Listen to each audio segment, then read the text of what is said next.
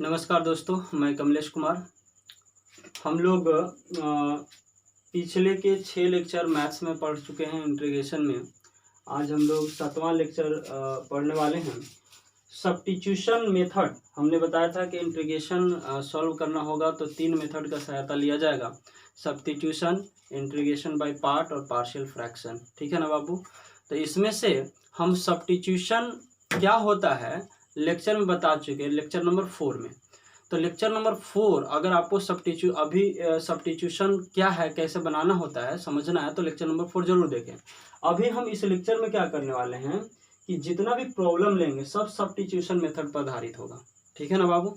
आगे हम लोग सब्स्टिट्यूशन पर काफ़ी ज़्यादा प्रैक्टिस करेंगे और ख़ास बात यह है कि क्वेश्चन नंबर पहला, दूसरा और ये तीसरा और ये चौथा, ये 4 को अभी तो हम सोल्व करके दिखा देते हैं। ठीक है ना बाबू? और ये चारों को आपको फार्मूला के रूप में याद कर लेना है। ये सब फार्मूला है। ठीक है? जैसे हम आपको फार्मूला, सिंपल फार्मूला क्या होता है तो लेक्चर नंबर 1 में लिख दिए थे, देख लीजिएगा आप लोग। ठीक है?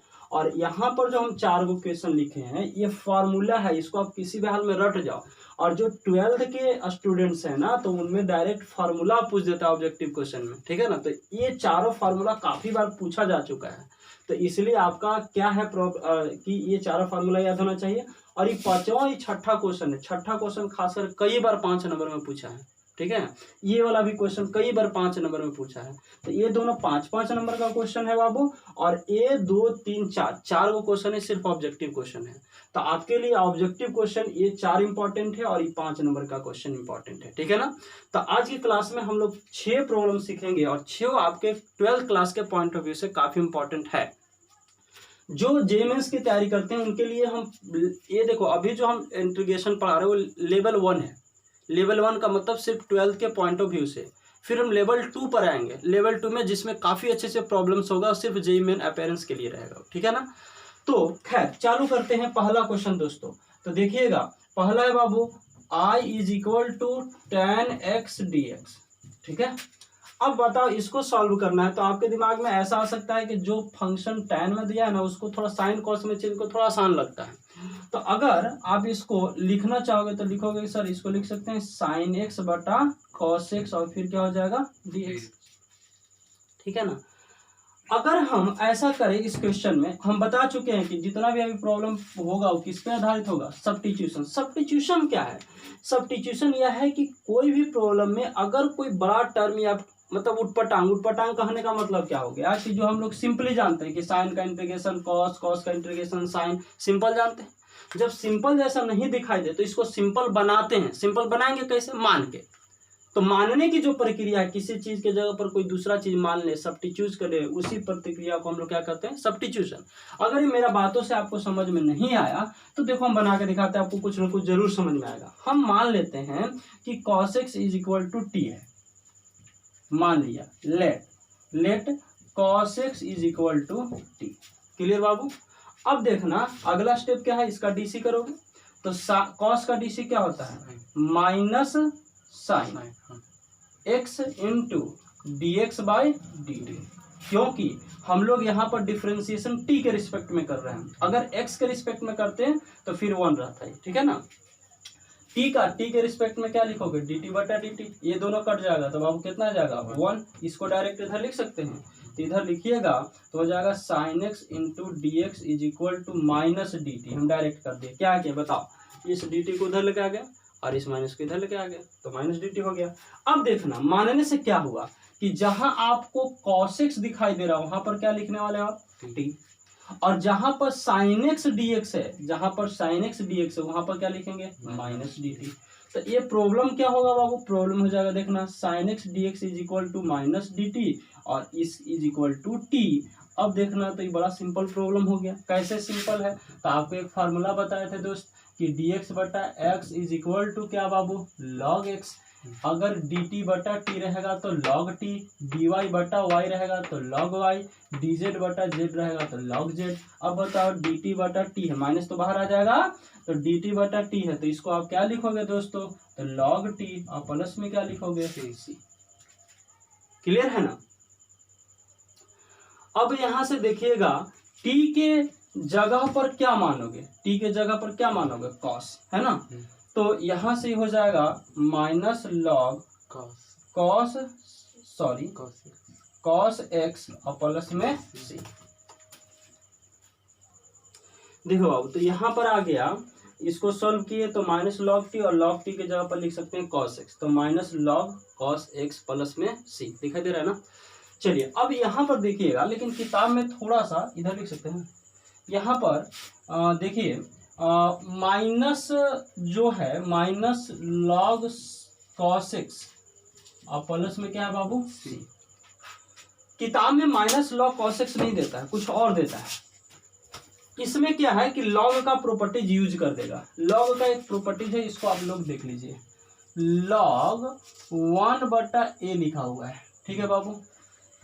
इसको आप ऐसे लिख सकते हो, लॉग a के पावर -1, और जो पावर में रहता है उसको पहले ला सकते हो, यानी -1 लॉग a लिख सकते हो। अब थोड़ा बताना, लॉग 1/a का आंसर क्या हो गया, -1 लॉग a, ठीक है। अब हम उल्टा करते हैं, अच्छा -1 को हटा दे तो माइनस लॉग ए हो जाएगा। अब उल्टा करोगे तो उल्टा करने का मतलब क्या है कि माइनस लॉग ए लिखा हुआ है तो उसके जगह पर लॉग 1/a लिख सकते हैं, ठीक है ना। अब बताओ, यह वाला टर्म यहाँ पर मौजूद है, माइनस लॉग और ये के जगह पर क्या है, कॉस एक्स, तो बताओ ये लिख दें, तो लिख देंगे तो लॉग 1/cos x प्लस सी। यहाँ पर माइनस है लेकिन यहाँ पर माइनस नहीं है, और 1/cos x को क्या लिखते हैं बाबू, सेक एक्स, तो log sec X plus C. I hope आपको ये प्रॉब्लम समझ में आया होगा। साइन एक्स बटा कॉस एक्स को सब्स्टिट्यूट किए, डिफरेंशिएशन किए, पूरा सब्स्टिट्यूशन किए, ये प्रॉब्लम आ गया। आपका काम क्या है, इसको आप प्रैक्टिस करिएगा तो एक तो आप सब्स्टिट्यूशन सीखिएगा, और दूसरा जो सबसे इंपॉर्टेंट बात है जो 12th के अपेरेंस है उनके लिए, कि ऑब्जेक्टिव क्वेश्चन हो जाएगा कि integration of tan x dx जहां पर लिखा रहेगा उसका आंसर डायरेक्ट याद होना चाहिए, लॉग सेक एक्स प्लस में सी, ये एकदम आपको डायरेक्ट याद होना चाहिए, ठीक है ना। ये सिर्फ और सिर्फ ऐसा नहीं कि 12th में ऑब्जेक्टिव, आगे जब जैसे ही आगे के चैप्टर बनाइएगा तो ये सब काफी यूज होने वाला है, कि integration of log tan x dx क्या होता है, तो लॉग सेक एक्स प्लस सी। जब हम लेक्चर 1 में लिखे थे तो उस समय ये चारों फार्मूला नहीं लिखे होंगे, देख लीजिएगा, ठीक है। तो ये आपको याद रखना है, ठीक है ना। आई होप आपको ये प्रॉब्लम समझ में आया होगा। आप जल्दी से उतारिए, हम अगला की ओर चलते हैं। चलिए दोस्त, आपके लिए अगला क्वेश्चन है कि cot x dx, बताओ आप क्या करना चाहते हो। तो बोलोगे सर सिंपली आपका दिमाग, मेरा दिमाग ये कर रहा है कि इसको लिख दीजिए आप cos x बटा sin x और फिर क्या dx। अच्छा, उसमें जो नीचे था उसको कुछ माने थे, उसमें यानी पहला क्वेश्चन में नीचे कौन था, कॉस, इसमें नीचे कौन है, साइन, तो यहाँ पर क्या मानने वाले हो आप बता सकते हो, लिखोगे सर मान लीजिए ना sine X is equal to T. अब हम डायरेक्ट डीसी करेंगे, साइन का डीसी क्या होता है बाबू, कॉस एक्स डीएक्स बटा डी टी होगा, और ये तो 1 हो जाएगा, इसको इधर लेके चल जाइएगा तो क्या होगा, cos X DX is equal to D T.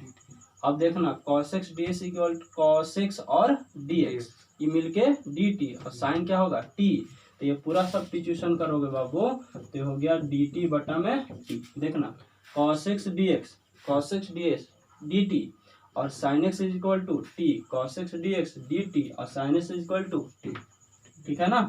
तो अब बताओ, ये तो आपको फार्मूला अभी बताएं, बार बार बताएं कि dx बटा x तो log x, dy बटा y तो log y, dt बटा t तो log t, है ना। ये हो जाएगा log t प्लस में c, और t के बारे में क्या माने हो, साइन, यानी यहाँ से हो जाएगा log sin x और प्लस में c। तो आई होप आपको ये प्रॉब्लम समझ में आया। ये तो बड़ा सिंपल सा है कि नहीं।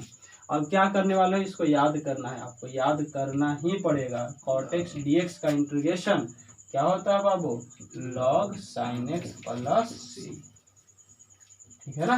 तो ये आपको याद कर लेना है। क्वेश्चन नंबर 2 का सॉल्यूशन था। अब आते हैं क्वेश्चन नंबर 3 पर। आप जल्दी से स्क्रीनशॉट करिए इसका, समझ गए, मिटा अथी बार बार कट नहीं करना। चलिए दोस्तों, तो आपके लिए तीसरा क्वेश्चन है, इसको भी याद करना है, अभी हम बना के सिखा देते हैं। देखिएगा लिखा है बाबू सेक एक्स डीएक्स। अब थोड़ा ट्राई करते हैं सर, 2 क्वेश्चन जो भी बताया हम वैसी करेंगे, करिए। तो ये 1/cos x हो जाएगा और ये dx हो जाएगा। अब प्रॉब्लम मेरे पास क्या है कि इसमें सब्स्टिट्यूशन क्या करोगे, तो क्या सर मान लीजिए ना cos x is equal to T, मान के तुम्हारा जो कर रहे हुए मान लेते हैं cos x is equal to T. अब टी मानोगे बाबू तो आ जाएगा minus sine X D x is equal to D T. अब बताओ minus sine X D X यहाँ पर है, उपलब्ध है, तो अगर उपलब्ध है ही नहीं तो कोई सब्स्टिट्यूशन हो पाएगा, नहीं हो पाएगा। यानी जो हम लोग पहला अप्रोच लिए इस अप्रोच से यह प्रॉब्लम नहीं बनेगा। क्लियर है ना? जो हम लोग दो क्वेश्चन किए, क्योंकि हम लोग जब भी जैसा जैसा क्वेश्चन बनाते हैं वैसा ही सोचते हैं, तो उसके अनुसार सोचेंगे तो प्रॉब्लम क्रिएट क्या हो रहा है आपको पता चल रहा है। जैसे ये तो ठीक है कि cos x इक्वल टू आपने टी मान लिया, लेकिन ये sin x dx आ गया, तो यहाँ पर sin x dx उपलब्ध नहीं है, तो बताइए सब्स्टिट्यूशन हो पाएगा? नहीं हो पाएगा। तो जब ये सब्स्टिट्यूशन नहीं हो पाएगा तो उस तरह से आप प्रोसीड नहीं करेंगे इस क्वेश्चन में। इसके लिए थोड़ा सा आपको दिक्कत होगा, लेकिन आपको ये करना ही पड़ेगा। सब्स्टिट्यूशन इसमें थोड़ा अलग तरीका से किया जाता है बाबू। sec x plus tan x ऊपर गुना करते हैं और sec x plus tan x से नीचे भाग कर देते हैं। अब देखो मैथ्स में तो सिंपल है, कट जाएगा तो फिर सही आ जाएगा, लेकिन इससे करने से फायदा सब्स्टिट्यूशन में हो जाएगा। हमने बताया था कि जो दो को क्वेश्चन पहले किए थे, जो नीचे वाला था उसको कुछ मान लिए थे, है ना। इसमें जो हम लोग जैसे उसमें किए थे उस तरह से प्रोसीड किए तो दिक्कत हो गया था। अब करके देखो आपको हो जाएगा। ठीक है, क्या करोगे, इसको टी मानोगे कि नीचे वाला को? नीचे वाला को। तो मान लो लेट क्या मानने वाले बाबू, sec x plus tan x is equal to T. Clear? अब डिफरेंशिएशन करो, क्या करोगे बोलो? sec x का differentiation sec x into tan x होता है, तो लिख दोगे बाबू sec x into tan x into D X by D T. T के रिस्पेक्ट में हो रहा, ठीक है। tan x का क्या होगा, तो tan x का होता है sec square x into D X by D T, और टी के रिस्पेक्ट में 1। अब देखना कुछ कॉमन यहाँ से मिलेगा, क्या बनेगा, sec x D X by D T, और sec स्क्वायर है यानी 2 होगा, और D X by D T. तो यहाँ से अगर आप कॉमन करोगे बाबू तो कॉमन क्या मिलेगा बताना आप, है ना। कॉमन मिलेगा sec x into D X by D T, बचेगा इसमें क्या बचेगा, क्या sec x D X by D T ले लिए तो क्या बचा tan x, है ना। तो हो जाएगा tan x प्लस यहाँ से sec स्क्वायर में से एगो sec ले लिया, तो क्या बचेगा sec x is equal to 1। D T को उधर लेकर चल जाओगा बाबू, तो इसको थोड़ा बढ़िया से लिखो sec x, इसको पहले लिख दो इसको बाद में लिख दो, कोई प्रॉब्लम नहीं। sec x plus tan x into क्या D x is equal to क्या डी टी। डी टी को उधर लेके चल गए। अब बताओ, अब तुमको कुछ दिखाई दे रहा होगा सर, देखे नहीं यहाँ पर मिल गया नहीं, देखो sec x into tan x into D x is equal to D T, और इसके जगह पर क्या टी। अब तो आराम से सब्स्टिट्यूशन हो जाएगा।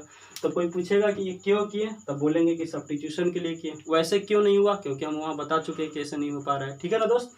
तो यहाँ से आप अगर इस प्रॉब्लम को लिखोगे बाबू तो इतना के जगह पर क्या लिखने वाले हो डी टी, और इसके जगह पर क्या लिखने वाले हो टी। अब बताओ डी टी बटा डी टी का डी टी बटा टी का इंटीग्रेशन लॉग टी प्लस में सी। Clear?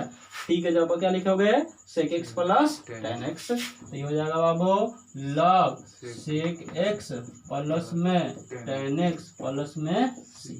Moral of the story क्या है, मोरल ऑफ द स्टोरी है कि जहां कहीं भी sec x dx रहेगा तो आपको याद रखना है कि इसका इंटीग्रेशन होता है sec x plus tan x plus में c।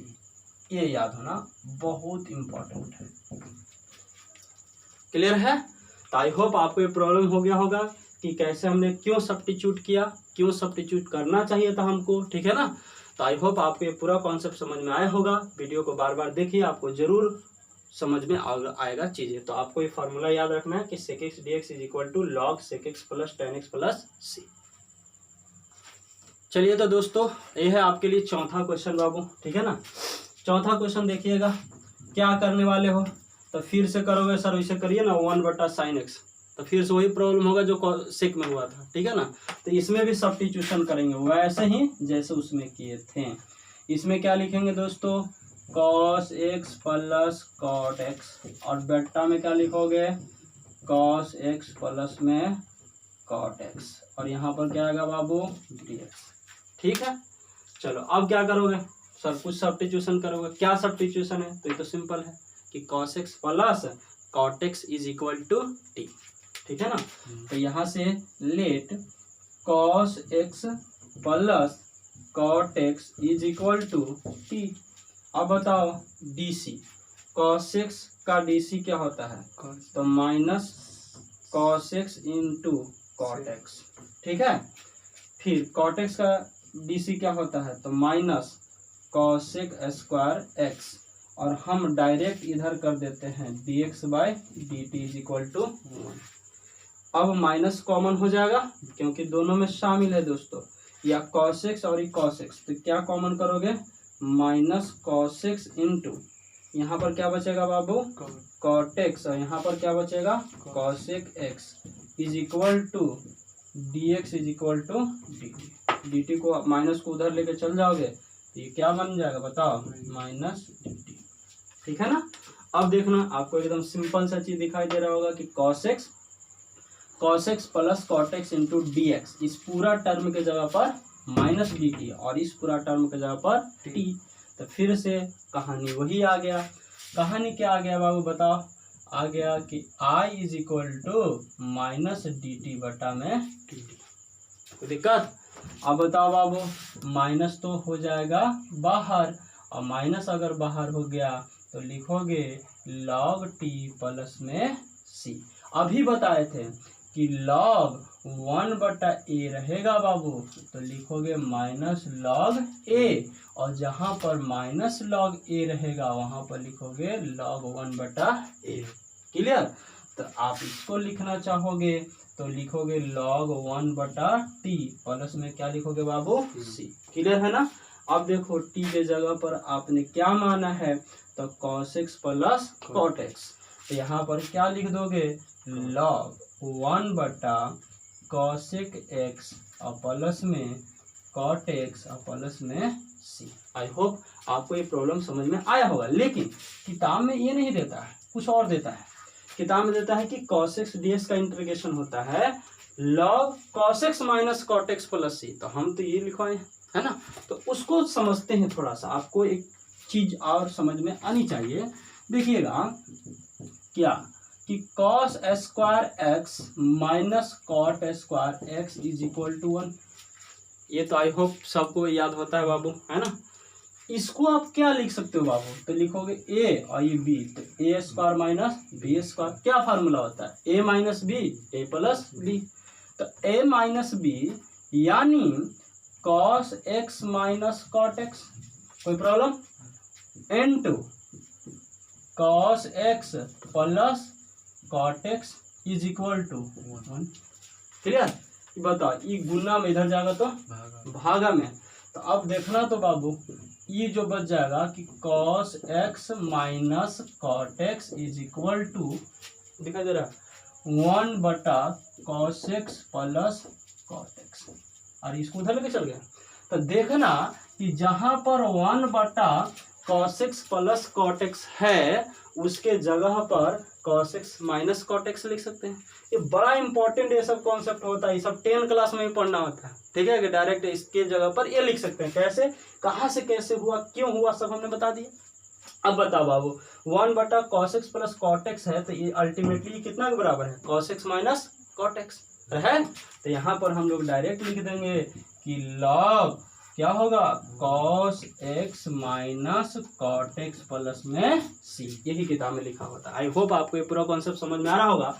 यानी मोरल ऑफ द स्टोरी क्या है इसका, स्टोरी यह है कि integration of cos x dx रहेगा बाबू, तो आप क्या लिखोगे, log cos x minus cot x plus में c।